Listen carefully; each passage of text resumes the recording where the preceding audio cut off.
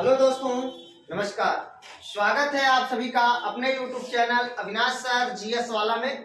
दोस्तों, आज के वीडियो में हम लोग इंडियन पॉलिटी में अनुच्छेद 74, 75 और 76 के अंदर पढ़ने वाले हैं। तो आइए दोस्तों, बिना देर के हम लोग वीडियो की शुरुआत करते हैं। आज का वीडियो बहुत ही महत्वपूर्ण होगा। दोस्तों, अनुच्छेद 74 में कहा गया है कि राष्ट्रपति को सहायता और सलाह के लिए एक मंत्री परिषद होगा।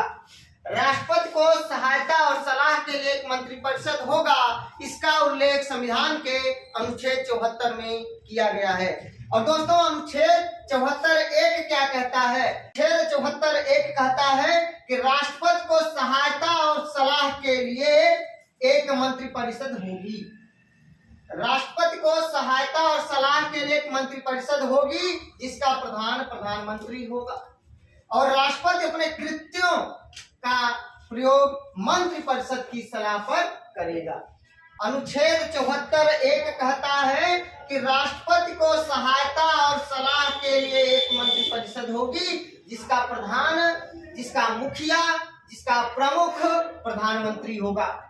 और राष्ट्रपति अपने कृत्यों का प्रयोग मंत्री परिषद की सलाह पर करेगा।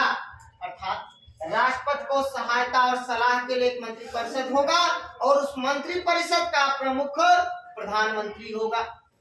और राष्ट्रपति अपने जो कृत्य हैं, अपने जो कर्तव्य हैं, उनका प्रयोग मंत्री परिषद की सिफारिश पर करता है। इसका उल्लेख अनुच्छेद 74(1) में किया गया है। अनुच्छेद 74(2) क्या कहता है कि जो मंत्री सलाह दिए हैं उसका न्यायालय में जांच नहीं कराया जा सकता। तो अनुच्छेद 74(2) कहता है कि इस प्रश्न की किसी न्यायालय में जांच नहीं की जाएगी कि क्या मंत्रियों ने राष्ट्रपति को कोई सलाह दी, और यदि दी तो क्या दी। अनुच्छेद 74 कहता है कि राष्ट्रपति को सहायता और सलाह के लिए मंत्री परिषद होगा। 74(1) कह दिया कि राष्ट्रपति को सहायता और सलाह के लिए एक मंत्री परिषद होगा, जिसका प्रधान प्रधानमंत्री होगा। और सभी जो उसके कृत्य हैं राष्ट्रपति के, वह मंत्री परिषद के सलाह पर राष्ट्रपति करेगा। लेकिन तुरंत अनुच्छेद 74(2) कह दिया कि जो भी सलाह मंत्री परिषद या कोई मंत्री देगा और क्या सलाह दिया है, इसकी जांच न्यायालय में नहीं कराया जा सकता। ये ध्यान रखिएगा, ये 74(2) कहता है। तो अनुच्छेद 74(2) कह दिया कि इस प्रश्न की किसी न्यायालय में जांच नहीं की जाएगी कि क्या मंत्रियों ने राष्ट्रपति को कोई सलाह दी है, और दी तो क्या दी। तो एक लाइन में समझ जाइएगा कि मंत्रिपरिषद ने जो भी सलाह दिया है या नहीं दिया है, इसका न्यायालय में कोई जांच नहीं कराया जा सकता। चलिए, अनुच्छेद 75 क्या कहता है? मंत्रियों के बारे में बताया गया है, मंत्रियों के बारे में बंद है। अनुच्छेद 75(1) क्या कहता है कि प्रधानमंत्री की नियुक्ति राष्ट्रपति करेंगे। प्रधानमंत्री की नियुक्ति राष्ट्रपति करेंगे तथा प्रधानमंत्री की सलाह पर अन्य मंत्रियों की नियुक्ति राष्ट्रपति करेंगे। अनुच्छेद 75(1) कहता है। अनुच्छेद 75(1) कहता है कि प्रधानमंत्री की नियुक्ति राष्ट्रपति करेंगे और अन्य मंत्रियों की नियुक्ति प्रधानमंत्री की सलाह पर राष्ट्रपति करेंगे। यह अनुच्छेद 75(1) कहता है। अनुच्छेद 75(1) प्रधानमंत्री की नियुक्ति राष्ट्रपति करेगा तथा अन्य मंत्रियों की नियुक्ति प्रधानमंत्री की सलाह पर राष्ट्रपति करेगा। अनुच्छेद 75(1) का क कहता है कि मंत्री परिषद में प्रधानमंत्री सहित कुल मंत्रियों की संख्या लोकसभा की कुल सदस्य संख्या के 15% से अधिक नहीं हो सकती। ध्यान रखिएगा, कुल मिलाकर के जो मंत्री परिषद है, मंत्री परिषद में प्रधानमंत्री सहित कुल मंत्रियों की संख्या लोकसभा की कुल सदस्य संख्या की 15% से अधिक नहीं होगी, या अनुच्छेद 75 एक का कहता है। और ध्यान रखिएगा 51वां संविधान संशोधन 2003 के द्वारा 51वां संविधान संशोधन 2003 के द्वारा एक प्रावधान किया गया कि केंद्र में या किसी भी राज्य में केंद्र में कुल लोकसभा की सदस्यों की संख्या के 15% से अधिक मंत्री नहीं हो सकते, और राज्यों में कुल विधानसभा के सदस्यों के 15% से अधिक मंत्री नहीं हो सकते। तो केंद्र में लोकसभा और राज्यों में विधानसभा के कुल सदस्यों के 15% से ज्यादा मंत्री नहीं बनाए जा सकते, या याद रखिएगा 51वां संविधान संशोधन 2003 के अंतर्गत ये प्रावधान किया गया।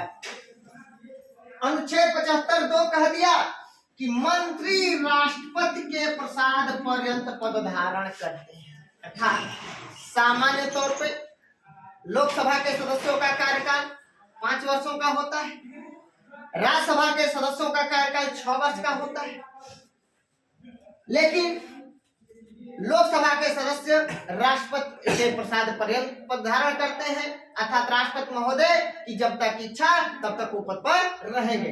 तो सभी मंत्री भी राष्ट्रपति के प्रसाद पर्यंत पद धारण करते हैं, अर्थात राष्ट्रपति की इच्छा के जब तक है तब तक वो मंत्री बने रहेंगे।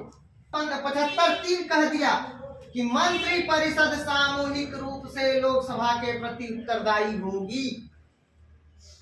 तो याद रखिएगा अनुच्छेद 75(2) कहा कि मंत्री राष्ट्रपति के प्रसाद पर्यंत पद धारण करते हैं, और 75(3) कहता है कि मंत्री परिषद सामूहिक रूप से लोकसभा के प्रति उत्तरदायी होगी। याद रखिएगा क्वेश्चन सीधा पूछा जाता है कि मंत्री परिषद सामूहिक रूप से लोकसभा के प्रति उत्तरदायी होगी, इसका उल्लेख संविधान के किस अनुच्छेद में है? अनुच्छेद 75(3) में है।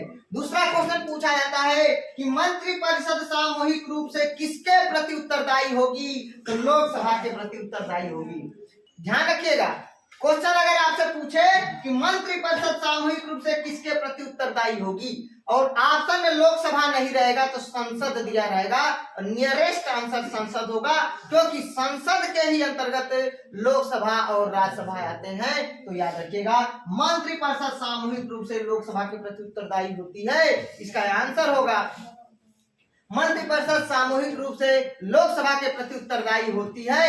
अगर लोकसभा ऑप्शन में नहीं होगा तो नियरेस्ट आंसर संसद हो जाएगा। तो अनुच्छेद 75(4) क्या कहता है?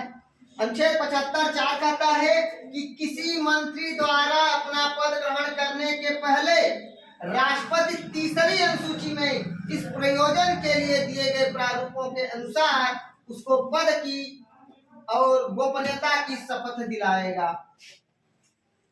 तो 75(3) में मंत्री परिषद सामूहिक रूप से लोकसभा के प्रति उत्तरदायी होती है, और 75(4) में ये कहा गया है कि किसी भी मंत्री द्वारा अपना पद ग्रहण करने के पहले राष्ट्रपति तीसरी अनुसूची में इस प्रयोजन के लिए दिए गए प्रारूपों के अनुसार और उसको पद की और गोपनीयता की शपथ दिलाएगा। कुल मिलाकर के शपथ का उल्लेख तीसरी अनुसूची में है, तीसरी अनुसूची में, और तीसरी अनुसूची के आधार पर ही अनुच्छेद 75(4) के अंतर्गत राष्ट्रपति महोदय उसको शपथ दिलवाते हैं। याद रखिएगा किसी भी मंत्री को। तो शपथ का उल्लेख अनुसूची 3 में है। अनुच्छेद 75(5) कह दिया। अनुच्छेद 75(5) क्या कहता है? अनुच्छेद 75(5) कहता है कि कोई भी एक सामान्य व्यक्ति मंत्री बन सकता है। प्रधानमंत्री की अगर इच्छा है कि हमारे ये बहुत खास हैं, हम इनको मंत्री बनाना चाहते हैं, तो ये किसी भी मेंबर का अगर सदस्य नहीं है, लोकसभा या राज्यसभा किसी का मेंबर नहीं है, तो उनको मंत्री बनाया जा सकता है, लेकिन अधिकतम वो 6 महीना से अधिक समय तक वो मंत्री नहीं रह सकते किसी भी हालत में। अर्थात 6 महीना के अंदर में संसद के किसी भी सदन का सदस्य होना आवश्यक है। तो अनुच्छेद 75(5) कह दिया कि कोई मंत्री जो निरंतर 6 महीना की किसी अवधि तक संसद के किसी भी सदन का सदस्य नहीं है तो उस अवधि की समाप्ति पर वह मंत्री नहीं रहेगा, यह अनुच्छेद 75(5) कह दिया। तो ध्यान रखिएगा, अनुच्छेद 75(1) में कहा गया है कि प्रधानमंत्री की नियुक्ति राष्ट्रपति करेंगे और अन्य मंत्रियों की नियुक्ति प्रधानमंत्री की सलाह पर राष्ट्रपति करेगा।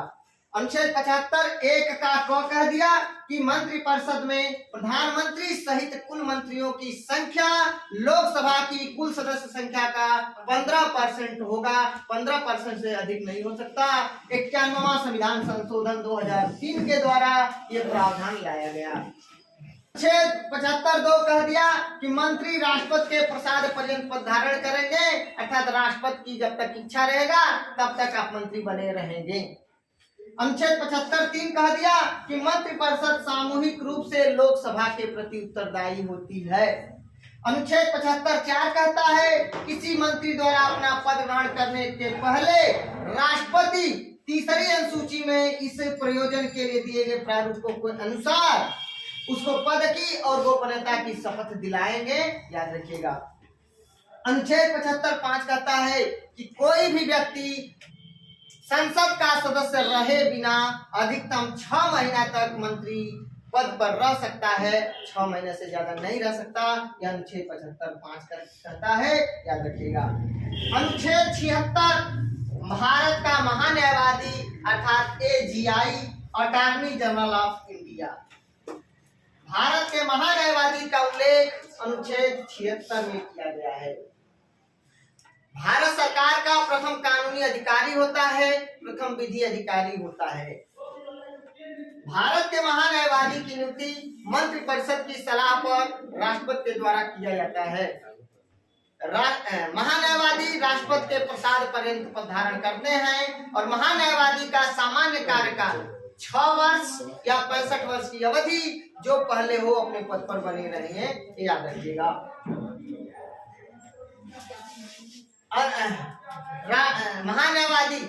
महान्यायवादी समय समय पर भारत सरकार को सलाह देते रहते हैं। यह भारत सरकार का प्रथम कानूनी अधिकारी, प्रथम विधि अधिकारी होता है, विधि सलाहकार होता है। अनुच्छेद 76(1) में कहा गया है कि महान्यायवादी की नियुक्ति राष्ट्रपति करेंगे और इनके लिए योग्यता क्या होनी चाहिए? उच्चतम न्यायालय अर्थात सुप्रीम कोर्ट का न्यायाधीश होने की योग्यता होनी चाहिए। अनुच्छेद 76(1) कह दिया कि राष्ट्रपति उच्चतम न्यायालय का न्यायाधीश नियुक्त होने के लिए अर्हित अर्थात योग्य किसी व्यक्ति को भारत का महान्यायवादी नियुक्त करेगा, याद रखिएगा। क्वेश्चन पूछा जाता है कि भारत के महान्यायवादी की नियुक्ति कौन करता है? तो मंत्रिपरिषद की सलाह पर राष्ट्रपति करता है। दूसरा क्वेश्चन पूछा जाता है कि महान्यायवादी की योग्यता क्या होनी चाहिए? तो भारत का सुप्रीम कोर्ट का न्यायाधीश बनने की योग्यता होनी चाहिए। 76(2) क्या कहता है? महान्यायवादी का कर्तव्य। महान्यायवादी का कर्तव्य क्या है? महान्यायवादी का कर्तव्य है कि जब भी भारत सरकार को सलाह देने की बात आएगी तो समय समय पर वह भारत सरकार को, केंद्र सरकार को सलाह देगा, यही उसका कर्तव्य है। अनुच्छेद 76(2) में कहा गया है। अनुच्छेद 76(2) में कहा गया है अनुच्छेद 76(2) में कहा गया है कि महान्यायवादी का कर्तव्य है कि समय समय पर भारत सरकार को आवश्यकता पड़ने पर सलाह दे। अनुच्छेद 76(3) क्या कहता है? महान्यायवादी को अपने कर्तव्यों के पालन में भारत के राज्य क्षेत्र में सभी न्यायालयों में सुनवाई का अधिकार होगा। अर्थात अनुच्छेद 76(3) कहता है कि भारत का महान्यायवादी भारत के किसी भी न्यायालय में जाकर और सुनवाई कर सकता है, अर्थात सरकार का पक्ष रख सकता है, उसमें भाग ले सकता है, वहां पे उपस्थित हो सकता है। तो अनुच्छेद 76(3) क्वेश्चन पूछा जाएगा कि भारत के महान्यायवादी को अपने कर्तव्यों के पालन में भारत के किसी भी राज्य क्षेत्र में उपस्थित होने का अधिकार संविधान का कौन सा अनुच्छेद देता है? तो 76(3) देता है।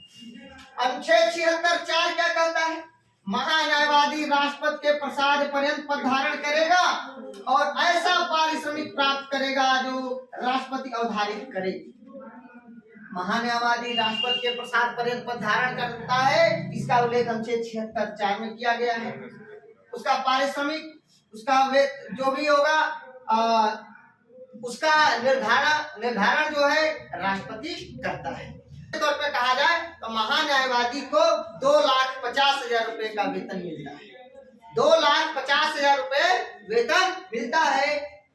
तो अनुच्छेद 76(4) में महान्यायवादी राष्ट्रपति के प्रसाद पर्यंत पद धारण करता है, इसका उल्लेख किया गया है। तो अगर आप लोग स्क्रीनशॉट लेना चाहें तो स्क्रीनशॉट ले सकते हैं। एक बात मैं और बता दूं, अनुच्छेद 88 क्या कहता है कि महान्यायवादी संसद के किसी भी सदन में उपस्थित हो सकता है, बोल सकता है, लेकिन मतदान नहीं कर सकता। इसका उल्लेख अनुच्छेद 88 में किया गया है। बहुत ही इंपॉर्टेंट प्रश्न है, तो याद रखिएगा। अनुच्छेद 88 कहता है कि भारत का महान्यायवादी संसद के किसी भी सदन में जाकर बोल सकता है, उपस्थित हो सकता है, अपनी बात को रख सकता है, लेकिन मतदान नहीं कर सकता। इसका उल्लेख अनुच्छेद 88 में किया गया है। तो दोस्तों बहुत अच्छे समझ में आ गया होगा। मैं कौन सा क्वेश्चन आप लोग से पूछा था? क्वेश्चन याद है किसी को? भारत के प्रथम दार्शनिक राष्ट्रपति कौन थे? तो दोस्तों इसका आंसर होगा डॉक्टर सर्वपल्ली राधाकृष्णन। डॉक्टर सर्वपल्ली राधाकृष्णन भारत के दार्शनिक राष्ट्रपति थे। दोस्तों आज का हमारा प्रश्न है कि भारत का वह प्रथम अल्पसंख्यक राष्ट्रपति का नाम बताइए जो अपना पूरा 5 वर्षों का कार्यकाल पूरा किया। भारत का वह पहला अल्पसंख्यक राष्ट्रपति का नाम बताइए जो अपना पूरा 5 वर्षों का कार्यकाल पूरा किया। इसका आंसर आप लोग मुझे कमेंट बॉक्स में दीजिएगा कि भारत का वह पहला कौन ऐसा अल्पसंख्यक राष्ट्रपति है जो अपना 5 वर्षों का कार्यकाल पूरा किया। दोस्तों अगर आप लोगों को मेरा वीडियो अच्छा लगे तो प्लीज दोस्तों लाइक कमेंट शेयर करके मुझे सूचित जरूर करना। मिलते हैं नेक्स्ट वीडियो में, तब तक के लिए नमस्कार, धन्यवाद।